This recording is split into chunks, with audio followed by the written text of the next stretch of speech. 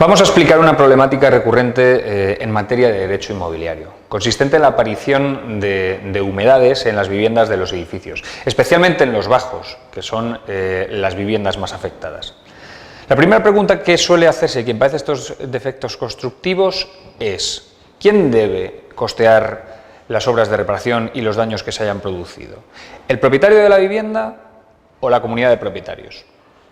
Bueno, el propietario será responsable de ejecutar los trabajos de reparación cuando la causa de la humedad provenga de un defecto en elementos privativos, mientras que será responsable la comunidad de propietarios cuando la causa de esas filtraciones, de esa humedad, se encuentre en un elemento común. Por tanto, tenemos que saber distinguir qué es un elemento de naturaleza común y qué es un elemento de naturaleza privativa. Los elementos de naturaleza común vienen recogidos en el artículo 396 del Código Civil, pero básicamente son las instalaciones generales de la comunidad, por ejemplo la escalera, la fachada, el portal, la azotea, etc.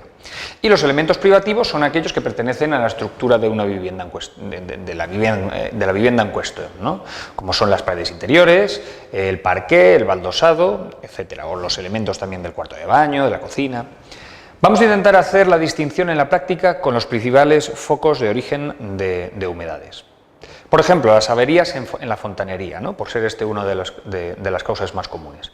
¿Quién tiene que pagar estas reparaciones?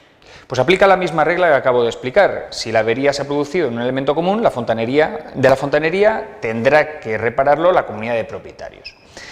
En la fontanería se consideran elementos comunes aquellos que sirven para dar suministro a todas las viviendas, por ejemplo las bajantes o aquellas tuberías que distribuyen el agua desde las viviendas del bajo hasta las viviendas del ático. Y son elementos privativos los elementos que únicamente sirven para dar suministro a una vivienda en concreto. Por eso, si la avería se encuentra en la ducha, en el fregadero o en cualquier otro elemento privativo, será el propietario de ese piso quien afrontará el coste de la reparación y los daños que esas filtraciones hayan podido ocasionar en cualquier lugar, puede ser también en la vivienda de un vecino. En el artículo que hemos escrito sobre esta materia hemos incluido una imagen explicativa que de manera muy sencilla aclara la distinción entre elementos comunes y privativos de la fontanería. Cito también por su importancia las humedades por falta de estanqueidad en el suelo y en otros elementos estructurales.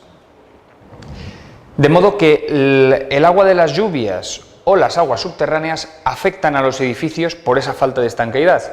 Esta es la causa más común de las humedades en los bajos y en los trasteros. Por tanto, los propietarios de los bajos y de los trasteros deben saber que podrán reclamar a la comunidad de propietarios los daños ocasionados por humedades que se hayan producido por un problema de aislamiento en el suelo o en los muros del edificio, ya que tanto el suelo, entendido como la parte inferior de un edificio, como los pilares y demás elementos que forman la estructura, pues se consideran de naturaleza común.